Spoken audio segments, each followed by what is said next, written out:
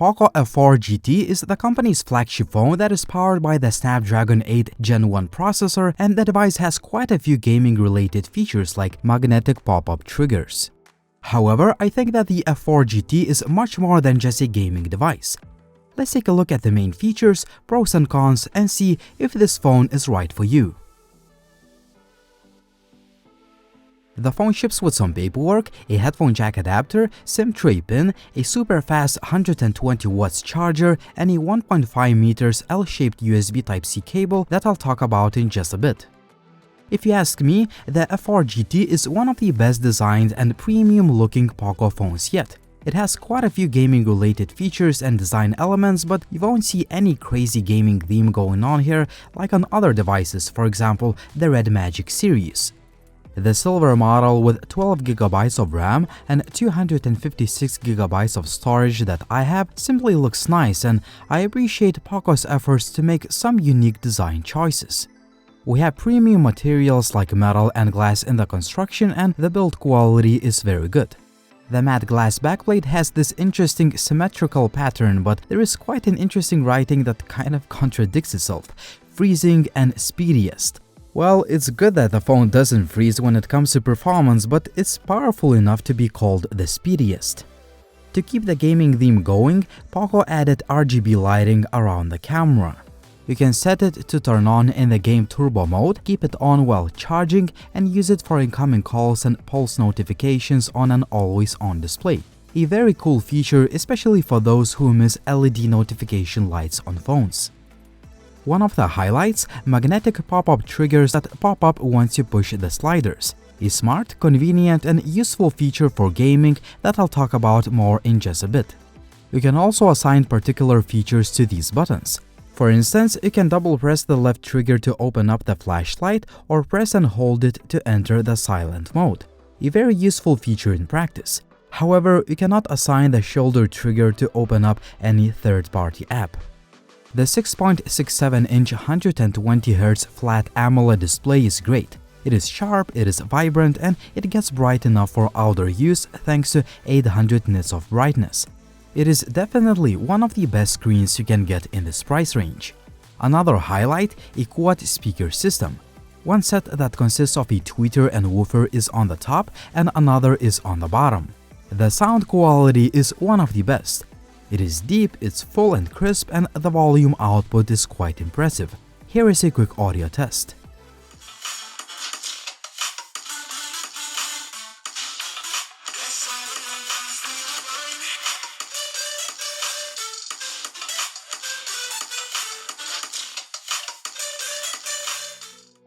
The Poco F4 GT is powered by 4700 mAh battery that's split into two cells, and each has its own charging circuitry.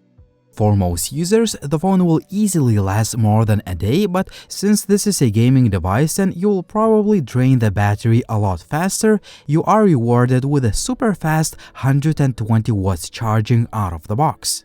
It takes just about 17 minutes to charge the phone from 0 to full, which is just incredible. If you are impatient, a 1.5 meter L-shaped charging cable is very useful while gaming, and its metal connector looks premium. A super wideband X-axis linear motor is one of the best I've seen on any phone. From unlocking the phone to gaming, you can always appreciate a high-quality vibration motor. Other key features include a dedicated gaming mic, a fast and accurate fingerprint scanner, a dual SIM card slot, an IR blaster, and NFC. Unfortunately, there is no micro SD card slot. Just like other Xiaomi and Poco devices, the F4 GT has the Game Turbo interface. You can either launch the games through it or simply from the app tray, and then the performance will be boosted automatically. When you are in the game, swipe from the top left corner and you will open up Quick Settings menu. One of the highlights, the ability to customize pop-up triggers for each game individually. I found the triggers to be particularly useful in games like PUBG and Bullet Force. When it comes to gaming performance, the F4 GT is just a beast. Rest assured that it will handle anything you throw at it at the highest graphics settings without breaking a sweat. The phone doesn't have a built-in active fan, but its passive cooling system does a good job dissipating the heat, even though it might get quite warm after longer gaming sessions. The phone runs on the MIUI 13 that is built on top of Android 12, and we have the usual set of features and customization options Poco and Xiaomi phones have had for years. You get a rich theme store, you can adjust quite a few settings related to display, shortcuts, gestures, and so on and so forth. A typical Xiaomi phone that gives a lot of freedom to tweak your device.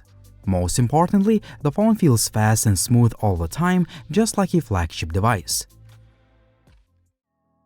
The wide-angle camera could produce sharper and more detailed photos, which is the case with most of the phones in this price segment.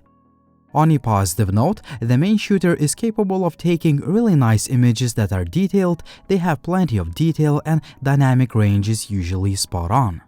There is also a dedicated 64 megapixels mode for more detail needed for cropping. A 2x zoom mode is not very impressive, but most of the shots are definitely usable. Portraits usually come out nice, but some images came out a little bit out of focus in more tricky situations. On the other hand, most of the shots will look nice on social media. Macro cameras on phones have rarely impressed me, and that's the case with the F4 GT. The shots could definitely be sharper and more detailed. In low light, the wide-angle shooter does not really impress, but the main camera is capable of taking some decent-looking shots. Even 2x zoom photos look okay. Low-light selfie quality, however, is just mediocre. When it comes to daylight selfies, they are nice and detailed, but there are some minimal artifacts around the edges in most of the shots. The F4 GT is capable of recording stable, smooth, and nice-looking video in all resolutions and frame rates, 4K 60 and 30 FPS and 1080p. I personally recommend shooting videos in 4K 60 FPS for the amount of details and the ability to slow down the footage in post. Selfie camera is capable of recording videos in both 1080p 30 and 60 FPS. I suggest you use 30 FPS mode for more details and better image stabilization. Overall, the Poco F4 GT is a great phone that has plenty of power, but let's summarize all the pros and cons. First of all, I'm not a big fan of freezing and speedy as writing on the back. Second, there is no micro SD card slot for storage expansion. Third, the wide-angle shooter could definitely produce more detailed images, and the macro lens is the same as on most phones, not really impressive. Now the pros, or why I think that the F4 GT is great. I love the design and premium build, the display is one of the best in class, bleeding-edge specifications along with pop-up triggers assure excellent all-around performance, the main camera is capable of taking nice photos, a quad speaker system is great, battery life is pretty good and it can be recharged in just about 17 minutes, and a super wideband X-axis linear motor is one of the best I've seen on any phone. I also like that you can assign other functions to pop-up triggers. In addition to this, RGB light looks nice, and a long L-shaped USB Type-C cable found in the retail box is a nice touch by the manufacturer.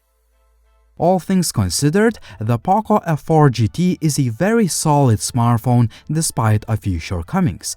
In fact, it is one of the most powerful and feature-packed devices for the starting price of about 600 euros, and I can easily recommend it for both mobile gamers and regular phone users alike.